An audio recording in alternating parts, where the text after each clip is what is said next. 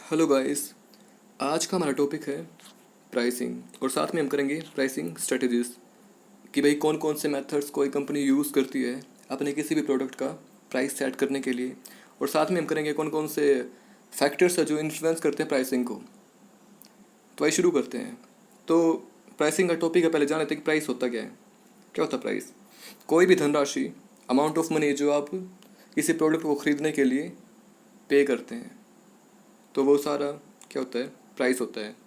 किसी प्रोडक्ट को ख़रीदने के लिए आप जो भी धनराशि पे करते हैं वो प्राइस होता है। तो आइए इसके स्ट्रेटेजीज करते हैं कौन कौन से होते हैं जो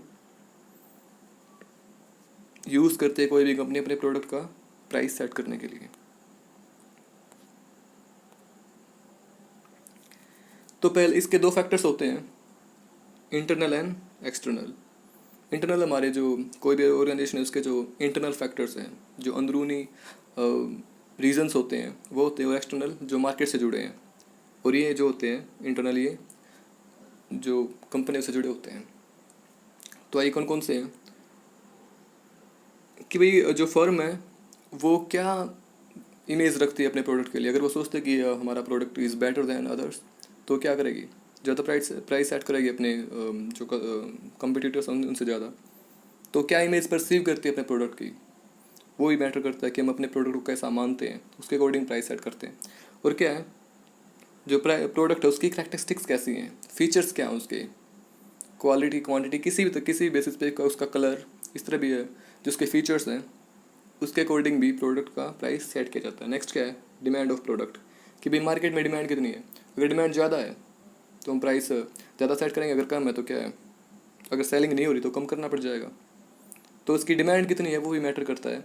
और नेक्स्ट है स्टेज ऑफ द प्रोडक्ट, कि जो प्रोडक्ट की, अब मैंने ये करवा दिया टॉपिक कि लाइफ साइकिल की 4 स्टेजेस होती है। इंट्रोडक्शन, फिर होती है उसकी ग्रोथ, फिर मैच्योरिटी, और साथ में लास्ट में क्या होता है, डिक्लाइन होता है उसका। तो कौन सी स्टेज में है प्रोडक्ट वो भी मैटर करता है। अगर इंट्रोडक्शन है स्टेज में है, पहली स्टेज में है, तो क्या हमें प्राइस उसका उसके अकॉर्डिंग सेट करना पड़ेगा। अगर ग्रोथ हो रही है तो उसके अकॉर्डिंग करना पड़ेगा। अगर मेच्योरिटी स्टेज में है तो उसके अकॉर्डिंग। तो ये लाइफ साइकिल भी की जो स्टेजेस हैं ये भी मैटर करती हैं प्राइस सेट करने में। नेक्स्ट क्या है कि हमारा प्रोडक्ट कैसा है, वो कोई सर्विस है या फिर प्रोडक्ट है, या फिर कोई ऐसे प्रोडक्ट का टाइप कैसा है। आप कोई सर्विस प्रोवाइड करवा रहे हो या फिर आप कोई टेंजिबल प्रोडक्ट सेल कर रहे हो, तो ये भी मैटर करता है कि प्रोडक्ट कैसा है आपका। Cost of manufacturing and marketing, आपने जो बनाने में कितना पैसा लगा, मैन्युफैक्चर करने में, और मार्केटिंग में कितना पैसा लगा है, इन्वेस्टमेंट कितनी हुई है, वो भी मैटर करती है। अगर ज़्यादा हुई तो ज़्यादा प्राइस सेट करेंगे, उसके अकॉर्डिंग करेंगे। अगर कम हुई तो कम रखेंगे। नेक्स्ट क्या, एक्सटेंट ऑफ डिस्टिंग, कि हमारा जो प्रोडक्ट है कितना अलग है और उससे, उसमें यूनिकनेस कितनी है। तो अगर यूनिकनेस है कि भाई एज अ ब्रांड हम उसको, हमारा एज अ ब्रांड मार्केट में डेवलप हो रहा, तो क्या है, हम प्राइसिंग ज़्यादा करेंगे। अगर उसमें कॉमन सा है तो हमें जो कॉम्पिटिटर्स हैं जो मार्केट में और प्रोडक्ट्स हैं वैसे, उनके अकॉर्डिंग उसका प्राइस सेट करना पड़ेगा। और नेक्स्ट क्या है, other elements of marketing mix, भाई प्रोडक्ट कैसा है उसका प्राइस, सॉरी प्राइस नहीं इसमें नहीं आएगा, प्राइस तो एक खुद की बात, हम प्राइस को तो वैसे ही बात कर रहे हैं तो प्राइस नहीं आएगा इसमें। तो प्रमोशन में कितना क्या लगा है, प्लेस कहाँ जहाँ पे हमें मार्केटिंग करनी है, जहाँ पे हमें सेल करना है, तो वही मैटर करता है, उसके अकॉर्डिंग हम सेट करते हैं। और पैकेजिंग कैसी है प्रोडक्ट, अगर पैकेजिंग ज़्यादा कॉस्टली है तो भी हम पैकेजिंग की का जो कॉस्ट है वो भी ऐड कर देंगे उसमें। तो ये सारी चीज़ें इन्फ्लुएंस करती हैं प्राइसिंग को। आई होप आपको समझ आया होगा। नेक्स्ट एक्सटर्नल फैक्टर्स, ये हमारे मार्केट के जो इन्वायरमेंट है उससे जुड़े हैं, कस्टमर से जुड़े हैं। तो उनमें क्या है कि मार्केट की कैरेक्टरिस्टिक्स कैसे हैं, कस्टमर कैसे हैं हमारे, और कंपटीशन कितना है मार्केट में। अगर कंपटीशन ज़्यादा है तो वो प्रभावित करेगा, अगर कंपटीशन कम है तो वो भी करेगा। तो नेक्स्ट क्या है, बाइंग बिहेवियर, कि जो हमारे कस्टमर्स हैं उनका बाइंग बिहेवियर कैसा है। बेसिकली जैसे कस्टमर्स होंगे कौन सी क्लास से बिलोंग करते हैं, या फिर कौन सी पॉपुलेशन के कौन से हिस्से से बिलोंग करते हैं, कौन सी क्लास से बिलोंग करते हैं, कौन से कल्चर से बिलोंग करते हैं, ये सब उनके बिहेवियर को डिफाइन करता है। तो उनका बिहेवियर कैसा है तो वो भी मैटर करता है। नेक्स्ट क्या है, बार्गेनिंग पावर ऑफ कस्टमर्स, अगर कस्टमर्स की बार्गेनिंग पावर कैसी है। अगर कस्टमर्स ऐसे हैं कि जितना बोलेंगे उतना पे कर देंगे, ज़्यादा टाल मोल नहीं करेंगे, तो क्या है वो भी प्रभावित करेगा। अगर फिक्स ऐसे टाल मोल करते हैं तो भी प्राइसिंग पे इफेक्ट पड़ता है। जैसे हम आपने देखा होगा मार्केट में कुछ कस्टमर्स ऐसे होते हैं कि वो बहुत ज़्यादा तो तोल मोल करते हैं, जैसे कपड़े खरीदने गए हैं। कुछ ऐसे होते हैं जैसे आप जाते जितना बताओगे उतना पे कर देंगे। तो बार्गेनिंग पावर कितनी है कस्टमर्स की, वो भी मैटर करती है। और नेक्स्ट क्या है, कॉम्पिटिटर्स प्राइसिंग पॉलिसी, कि भाई अगर हम हमारे जो प्रोडक्ट है वो वैसा ही है जैसे भाई कॉम्पिटिटर्स के हैं, वैसे ही हम प्रोडक्ट सेल कर रहे हैं, तो ये मैटर करता है कि भाई वो जो हमारे कॉम्पिटिटर्स हैं वो कितना प्राइस सेट कर रहे हैं, उसके अकॉर्डिंग हमें करना पड़ेगा कंपटीशन देख के। लीगल एस्पेक्ट्स, जैसे ऐसा होता है ना कि आपने देखा भी होगा कि कई लॉज बना रखे हैं कि भाई जो रिटेल प्राइस है उससे ज़्यादा नहीं, एमआरपी से ज़्यादा नहीं ले सकता कोई शॉपकीपर, वैसा कुछ। तो लीगल एस्पेक्ट्स हैं जो वो भी प्रभावित करते हैं, जो कानून वगैरह होते हैं वो भी प्राइसिंग को बहुत ज़्यादा हद तक प्रभावित करते हैं। नेक्स्ट क्या है, सोसाइटल कंसिडरेशन, कि भी आप सोसाइटी से कितना कनेक्टेड हो। अगर भाई फ़र्क पड़ता है ना कि अगर तो कोई अननोन आ रहा आपकी आपसे प्रोडक्ट खरीदने, या फिर कोई आपका जान पहचान का रहा है, तो वो जो सोसाइटल कंसिडरेशन होती हैं वो भी अफेक्ट करती हैं प्राइसिंग को। Bargaining power of major suppliers, जहाँ से आप अपना रॉ मटेरियल या फिर जो सप्लायर्स आपके जहाँ से आप प्रोडक्ट अपना बेचने के लिए परचेज करते हो, उनकी बार्गेनिंग पावर कितनी है। अगर वो ज़्यादा महंगा बेच रहे हैं तो भी आप उसको क्या प्रोडक्ट को महंगा ही बेचोगे, अगर वहाँ से सही रेट पे मिल रहा है तो वो भी मैटर करेगा। नेक्स्ट है image of the product in the minds of customers, customers आपके प्रोडक्ट के बारे में क्या सोचते हैं। अगर वो आपके प्रोडक्ट को बेस्ट मानते हैं और जो कॉम्पिटिटर्स उनसे बेस्ट मानते हैं, उनसे अच्छा मानते हैं, तो क्या है, तो वो जितना मांगो उतना दे देंगे, पे कर देंगे। अगर वो उनकी आपके प्रोडक्ट की इमेज अच्छी नहीं है तो क्या है, बार्गेनिंग जो ज़्यादा करेंगे, वो जितना आप एक्सपेक्ट करें उससे कम देंगे। तो ये सब फैक्टर्स थे, आई होप आपको समझ आए होंगे। नेक्स्ट करते हैं, प्राइसिंग स्ट्रेटजीज करेंगे। तो ये थोड़ा टेक्निकल सा है, आपको थोड़ा याद करना पड़ेगा। तो पहला क्या है हमारा, कॉस्ट बेस्ड प्राइसिंग। ये जितनी भी इसमें 4 तरह की है, ये सारी हमारी कितना कॉस्ट क्या होता है कि भाई कोई प्रोडक्ट उसको प्रोड्यूस करने में और कस्टमर तक पहुंचाने तक जितना भी खर्चा हुआ है वो कॉस्ट में आता है। तो कितना खर्चा हुआ किसी प्रोडक्ट को तैयार करने में, उसका डिस्ट्रीब्यूशन में, उसकी जो पोस्ट परचेस जो सर्विसेज होती हैं वो भी इंक्लूड करके, तो वो सब मिला के जो प्राइसिंग की जाती है उस पे बेस करके जो प्राइसिंग की जाती है वो कॉस्ट बेस्ड होती है। तो इसमें कौन कौन से होते हैं, पहला हमारा मार्कअप। मार्कअप में क्या है, जो selling price fixed by adding है, जो सेलिंग प्राइस है ना किसी प्रोडक्ट का, उसमें हम एक मार्जिन ऐड करके सेल करते हैं। जितना कॉस्ट था कॉस्ट में मार्जिन ऐड कर देंगे और उसको उस रेट पे बेचेंगे। नेक्स्ट है हमारा अब्जॉर्प्शन कॉस्ट प्राइसिंग और फुल कॉस्ट प्राइसिंग। तो इसमें क्या है, जो वेरिएबल कॉस्ट कौन से होते हैं, जो वो खर्चे जो कभी कम होते हैं कभी ज़्यादा होते हैं। फिक्स्ड कौन से होते हैं, जो फिक्स होते हैं प्रोडक्ट को तैयार करने में भाई इतना तो लगेगा ही।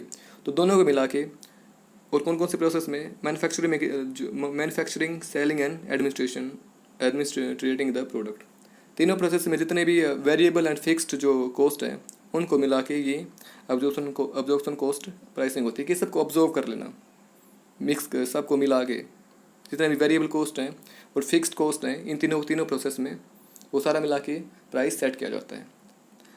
तीसरा है हमारा target rate of return pricing. इसमें क्या है, ये ऐसा ही है अब्जॉर्प्शन प्राइसिंग, लेकिन इसमें क्या है, जो मार्कअप ऐड करने की जो अप्रोच होती है वो कैसे होती है, रैशनल होती है, और इसमें क्या होती है, रैशनल होती है।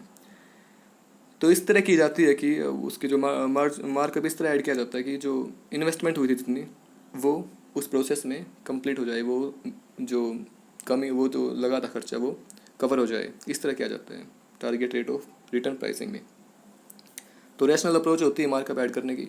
तो नेक्स्ट हमारा मार्जिनल कॉस्ट प्राइसिंग। इसमें क्या होता है कि जो फिक्स्ड कॉस्ट के टुवर्ड्स जो कंट्रीब्यूशन है उस पर मैक्सिमाइजेशन इस करना, इसका एम होता है उसको मैक्सिमाइज करना। तो इसमें क्या होता है, जितने भी डायरेक्ट वेरिएबल कॉस्ट होते हैं, जो डायरेक्ट कॉस्ट होते हैं, जितने भी डायरेक्ट खर्चा लगा हमें हमारा प्रोडक्ट को प्रोड्यूस करने में, वो कंसिडर किया जाता है। और साथ में जो फिक्स्ड कॉस्ट है, सॉरी यहाँ पे कॉस्ट आएगा, जो फिक्स्ड कॉस्ट है वो भी रियलाइज़ किए जाते हैं। तो क्या है, वेरिएबल कॉस्ट है वो तो होंगे ही, डायरेक्ट वेरिएबल कॉस्ट वो मिला के, और जितना वो जो वेरिएबल थे और फिक्स्ड दोनों को मिला के इसमें किया जाता है, प्राइस सेट किया जाता है। कि जो डायरेक्ट वेरिएबल कॉस्ट थे और फिक्स्ड कॉस्ट थे वो दोनों मिला के भी प्राइस सेट किया जाता है। आई होप आपको ये तो पता होगा कि डायरेक्ट कॉस्ट और इनडायरेक्ट कौन से होते हैं। डायरेक्ट वो होते हैं जिन हमें दिख रहे होते हैं कि भाई भाई इतना खर्चा तो लग रहा है। इनडायरेक्ट वो होते हैं जैसे जैसे इंश्योरेंस हो गया, ये सब जिनके इनडायरेक्टली हमारे लगते रहते हैं। तो दोनों को कंसिडर करके जो किया जाता है वो क्या है, मार्जिनल कॉस्ट प्राइसिंग। आइए नेक्स्ट करते हैं। नेक्स्ट है हमारा डिमांड और मार्केट बेस्ड। इसमें देखो उसमें कंपनी से जुड़े थे, इसमें क्या है, मार्केट बेस्ड प्राइसिंग होगी। मार्केट के जो कंडीशंस है वो हम कंसिडर करेंगे। तो पहला हमारा what the tariff can bear pricing, इसका नाम ही ऐसा है, what the tariff can bear. इसमें क्या है, मैक्सिमम प्राइस सेट कर लेता है कस्टमर, जिसको एक अंदाज़ा लगा कि भाई कस्टमर इतना तो पे कर ही देंगे, मैक्सिमम ज़्यादा से ज़्यादा उतना सेट कर देता प्राइस। समझे कि हम कोई प्रोडक्ट बनाते हैं, फिर इतना एक अंदाज़ा लगा कि भाई जो हमारे कस्टमर्स हैं वो इतना तो पे कर ही देंगे, मैक्सिमम ज़्यादा से ज़्यादा इतना पे कर देंगे, तो वो प्राइस सेट कर देते हैं।